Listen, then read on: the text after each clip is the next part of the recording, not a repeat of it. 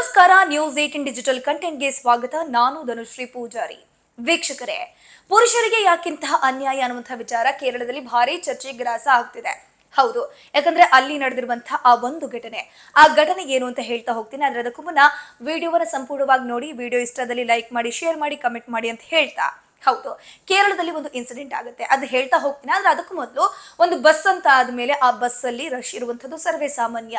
ಆ ರಶ್ ಅಲ್ಲಿ ಯುವಕ ಯುವತಿ, ಪುರುಷ ಅಥವಾ ಮಹಿಳೆ ಒಟ್ಟಿಗೆ ಇರುವಂತದ್ದು, ಅಥವಾ ಒಬ್ರಿಗೊಬ್ರು ಟಚ್ ಆಗುವಂಥದ್ದು, ಅಥವಾ ಯಾವುದೋ ಒಂದು ಪ್ರೈವೇಟ್ ಪಾರ್ಟ್ ಇನ್ನೊಬ್ರಿಗೆ ಯಾರಿಗೋ ಟಚ್ ಆಗುವಂಥದ್ದು, ಅಥವಾ ಕೆಲವರು ಇಂಟೆನ್ಷನಲಿ ಬಸ್ ಅಲ್ಲಿ ಬ್ಯಾಡ್ ಟಚ್ ಅನ್ನ ಮಾಡ್ತಾರೆ. ಸೊ ಇಂತಹ ಘಟನೆಗಳು ಆಗಾಗ ನಡೀತಾ ಇರುತ್ತೆ. ಆಗಾಗ ಕೆಲ ಮಹಿಳೆಯರು ಏನ್ ಮಾಡ್ತಾರೆ, ನಿಜವಾಗ್ಲೂ ಅಂತಹ ಕಾಮುಕರ ವಿಡಿಯೋವನ್ನ ಮಾಡ್ಕೊಂಡು ಸೋಷಿಯಲ್ ಮೀಡಿಯಾದಲ್ಲಿ ಹರಿಬಿಡ್ತಾರೆ. ಕೆಲವರ ಮೇಲೆ ಕಂಪ್ಲೇಂಟ್ ರೈಸ್ ಆಗುತ್ತೆ. ಕೆಲವರು ಬಸ್ ನಲ್ಲೇ ಕೆಳಗೆ ಇಳಿಸ್ಕೊಡೋ ಒಂದು ಕಪಾಳ ಮೋಕ್ಷ ಮಾಡುವಂತ ಎಕ್ಸಾಂಪಲ್ ಕೂಡ ನಮ್ಮ ಕಣ್ ಮುಂದೆ ಇದೆ. ಅದೇ ರೀತಿ ಕೇರಳದಲ್ಲಿ ಒಂದು ಘಟನೆ ಆಗಿದೆ. ಏನಪ್ಪಾ ಅಂತಂದ್ರೆ, ಒಬ್ಬ ಯುವತಿ ಏನಿದ್ದಾಳೆ ಬಸ್ ನಲ್ಲಿ ಟ್ರಾವೆಲ್ ಮಾಡ್ತಾ ಇರ್ತಾಳೆ. ಆ ಸಂದರ್ಭದಲ್ಲಿ ಆ ಬಸ್ ನಲ್ಲಿ ಒಬ್ಬ ವ್ಯಕ್ತಿ ಏನಿದ್ದಾನೆ ಆಕೆಯ ಜೊತೆ ಅನುಚಿತ ರೀತಿಯಲ್ಲಿ ವರ್ತನೆ ಮಾಡಿದ್ದಾನೆ, ಬ್ಯಾಡ್ ಟಚ್ ಅನ್ನ ಮಾಡಿದ್ದಾನೆ ಅಂತ ಹೇಳ್ಕೊಂಡು ಆ ಯುವತಿ ಏನ್ ಮಾಡ್ತಾಳೆ ಗೊತ್ತಾ, ಫೋನ್ ಅನ್ನ ತಗೊಂಡು ವಿಡಿಯೋವನ್ನ ಮಾಡ್ತಾಳೆ. ಒಂದರಲ್ಲಿ ವಿಡಿಯೋದಲ್ಲಿ ನಾವು ಗಮನಿಸ್ತಾ ಹೋಗ್ಬೋದು, ಅಕ್ಕಪಕ್ಕ ನಿಂತ್ಕೊಂಡಿರ್ತಾರೆ, ಟಚ್ ಆಗ್ಬಿಡುತ್ತೆ. ಇನ್ನೊಂದ್ ಕಡೆಯಲ್ಲಿ ಇಂಟೆನ್ಷನಲಿ ಟಚ್ ಆಗಿದೆಯೋ ಅಥವಾ ಇಂಟೆನ್ಷನಲಿ ಟಚ್ ಆಗಿಲ್ವೋ ಅದು ಗೊತ್ತಿಲ್ಲ. ಯಾಕಂದ್ರೆ ಕ್ಲಾರಿಫಿಕೇಶನ್ ಕೊಡುವಂಥದ್ದು ಅವರ ಮಧ್ಯದಲ್ಲಿ ಇರುವಂಥದ್ದು.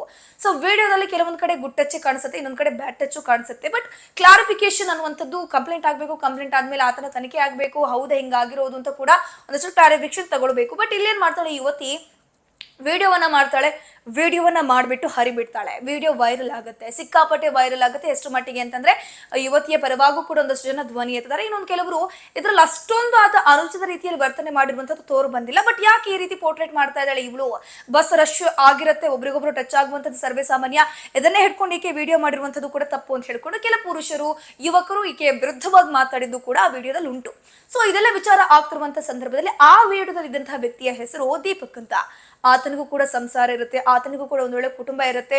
ಸೊ ಆತ ಖುಷಿಯಾಗಿರುವಂತಹ ಸಂದರ್ಭದಲ್ಲಿ ಆತನ ಕುಟುಂಬಕ್ಕೆ ಈ ವಿಡಿಯೋ ಸಿಗುತ್ತೆ. ಆ ಕುಟುಂಬದವ್ರು ಏನ್ ಮಾಡ್ತಾರೆ, ವಿಡಿಯೋವನ್ನ ತೋರಿಸಿದಂತಹ ಸಂದರ್ಭದಲ್ಲಿ ಈತ ಕುಸಿದು ಹೋಗ್ತಾನೆ. ಅಯ್ಯೋ, ಯಾಕಿಂತಹ ವಿಡಿಯೋಗಳು ವೈರಲ್ ಆಯ್ತು, ಯಾಕೆ ಈ ರೀತಿ ನನ್ನನ್ನು ಈಕೆ ಪೋರ್ಟ್ರೇಟ್ ಮಾಡಿದ್ಲು, ನನ್ನ ಮರ್ಯಾದೆ ಹೋಯ್ತು, ಊರಲ್ಲಿ ನನ್ನ ಹೆಸರು ಹಾಳಾಗಿ ಹೋಯ್ತು ಅಂತ ಆತ ಸಾವಿನ ಕದ ತಟ್ಟಿದ್ದಾನೆ. ಮಾಡಬಾರ್ದನ್ನ ಮಾಡ್ಬಿಟ್ಟು ಪ್ರಾಣವನ್ನೇ ಕಳ್ಕೊಂಡಿದ್ದಾನೆ.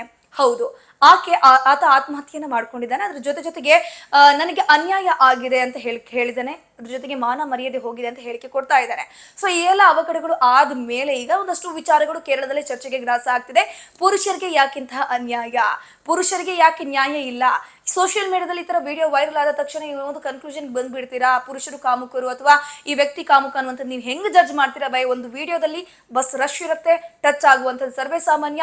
ಈ ಸಂದರ್ಭದಲ್ಲಿ ಯಾಕೆ ನೀವು ಈ ರೀತಿ ಪೋರ್ಟ್ರೇಟ್ ಮಾಡ್ತೀರಾ, ಪುರುಷರನ್ನ ಯಾಕೆ ಕಾಮುಕರ ರೀತಿ ನೋಡ್ತೀರಾ ಅನ್ನುವಂಥ ವಿಚಾರಗಳು ಚರ್ಚೆಗೆ ಗ್ರಾಸ ಆಗ್ತಿದೆ. ಅದ್ರ ಜೊತೆಗೆ ಯುವತಿಯಿಂದಾಗಿ ಒಬ್ಬ ವ್ಯಕ್ತಿಯ ಪ್ರಾಣ ಹೋಯ್ತಲ್ಲ, ಈಗ ಆಕೆ ವಿರುದ್ಧ ಯಾವ ರೀತಿ ನೀವು ಆಕ್ಷನ್ ತೆಗೆದುಕೊಳ್ತೀರಾ ಅನ್ನುವಂಥ ಪ್ರಶ್ನೆ ಈಗ ಕೇರಳದಲ್ಲಿ ಎದ್ದಿದೆ. ನೋಡೋಣ ಏನ್ ಆಗಬಹುದು. ಯುವತಿಯ ಬಂಧನ ಆಗತ್ತಾ, ಅಥವಾ ಯುವತಿಗೆ ನ್ಯಾಯ ಸಿಗದಂಗ ಆಗತ್ತಾ, ಅಥವಾ ಸತ್ತವನಿಗೆ ಈಗ ಏನ್ ನ್ಯಾಯವನ್ನು ಕೊಡಿಸುವಂತ ಕೆಲಸವನ್ನ ಪೊಲೀಸರು ಮಾಡ್ತಾರೆ ಅಂತ ಕಾದ್ ನೋಡೋಣ.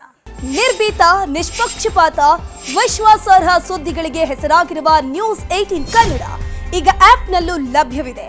ದಯವಿಟ್ಟು ಇಲ್ಲಿರುವ QR ಕೋಡ್ನ ಸ್ಕ್ಯಾನ್ ಮಾಡಿಕೊಂಡು ಆಪ್ ಡೌನ್ಲೋಡ್ ಮಾಡೋದಕ್ಕೆ ಮರಿಬೇಡಿ. ನಿಮ್ಮ ಬೆಂಬಲ ಹೀಗೆ ಸದಾ ನಮ್ಮೊಂದಿಗಿರಲಿ. ಧನ್ಯವಾದ.